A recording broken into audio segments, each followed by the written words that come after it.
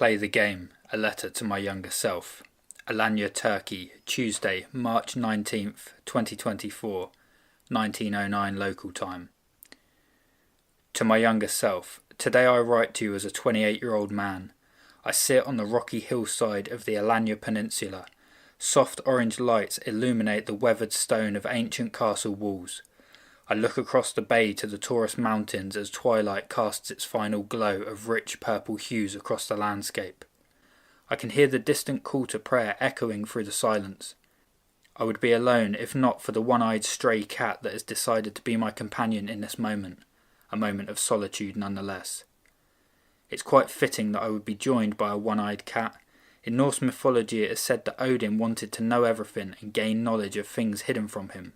He wanted divine wisdom. This desire drove him to sacrifice his own eye, and he degraded his own physical health in the pursuit of knowledge.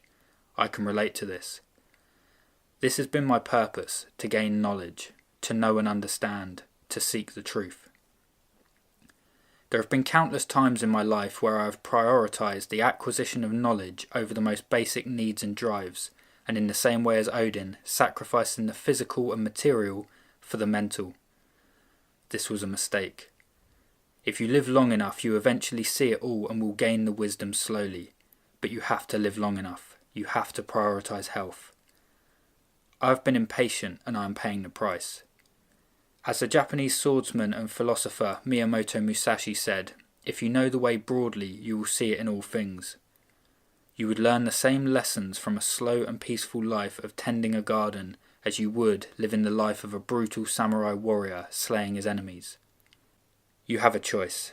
You can choose to live fast and die young as romanticised by popular culture, or take the middle way. I would recommend the middle way. All knowledge is knowledge of self, all fear is fear of death. The path and its duration will vary, but the destination is always the same. Realisation of who you really are.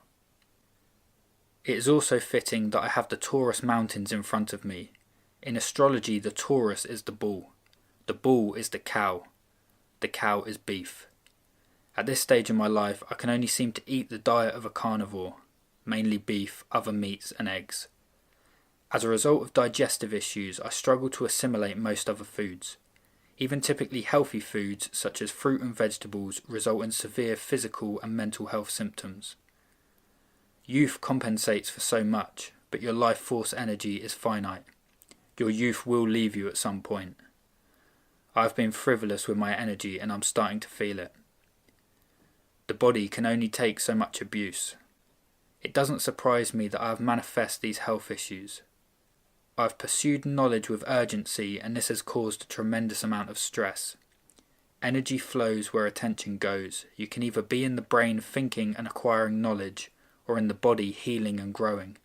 Ideally you find a balance between the two. Stay out of balance for long enough, however, and dis-ease will set in. As I sit here immersed in the tranquility and quietude of the evening, I think of you. You might be 12 or 13, much younger than I. You have a great life ahead of you and many successes and failures to live through. I wish I could remove life's sting. I wish I could warn you of all the pitfalls and challenges of life, but then you would never learn the vital lessons for yourself. It is only by sweeping our hand through the fire that we know the fire is hot. We may be warned, but ultimately we will only learn the lesson by feeling the burn for ourselves. This is the harsh nature of human evolution. Getting burnt by life is inevitable. Don't make decisions to try and protect yourself from the heat. There is an opportunity cost to not doing the thing, but equally there is a sunk cost to doing it. There is always a price to pay. You can't have it all. You can't be everything. This is the yin-yang nature of the universe. This is a law, the law of cause and effect. You cannot escape your own karma and there are no shortcuts. You have to do the work. Understand that for every decision you are damned if you do and damned if you don't. You will get burnt. So just make a decision. In my life, I have always chased the truth with a ruthless curiosity. I have always had the itchy irritability that accompanies the thought that everything is not as it seems. I question everything, and rightly so. The Buddhist teachings are right. We absolutely do live in an illusory reality.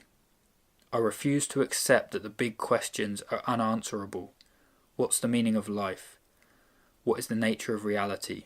Who am I? What is my purpose? What happens after we die? What is the nature of God?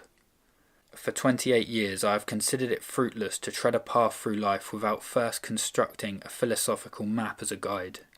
To play a game without first knowing the rules seems foolish and risky. To go all in on that game while knowing you have considerable blind spots takes faith.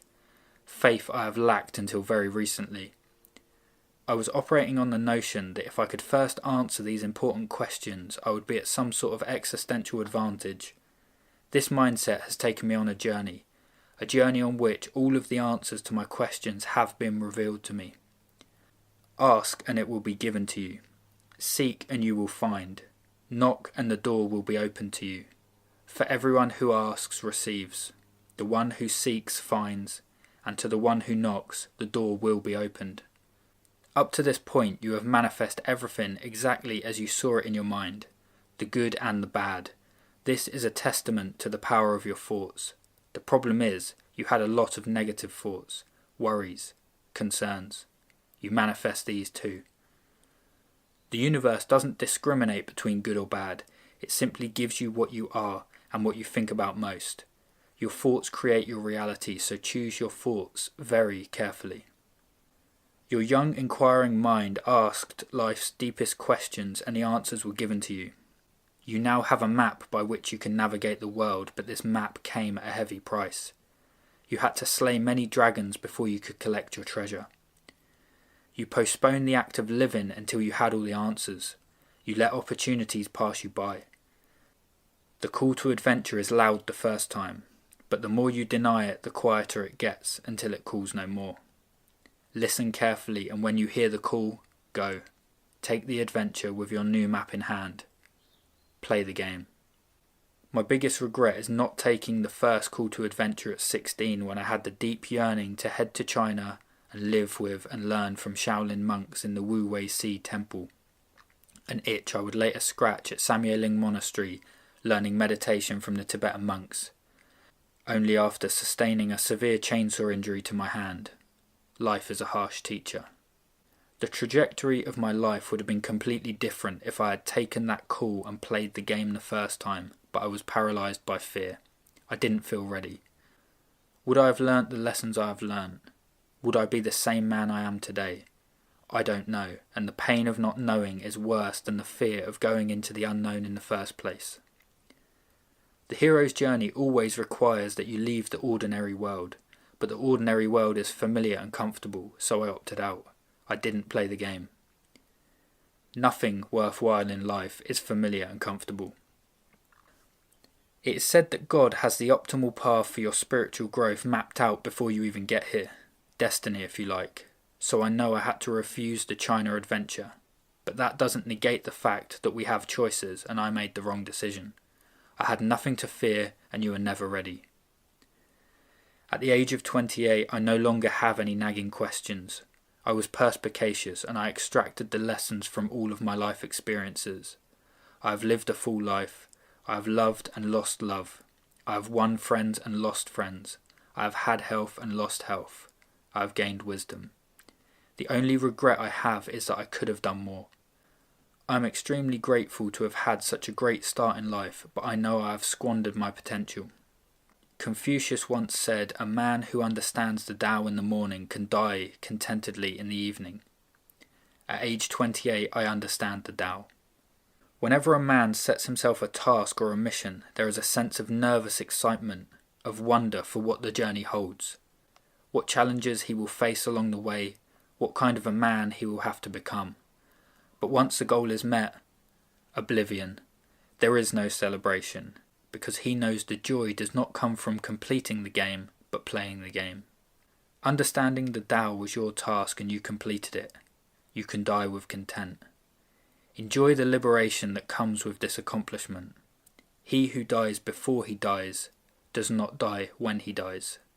You have come so far and you are in a good place. You are equipped with the truth and you now recognize the power of your mind. You are now entering a new season in your life, and you must adapt to change quickly. There is a new mountain to climb. Live your life in the pursuit of your highest and greatest self.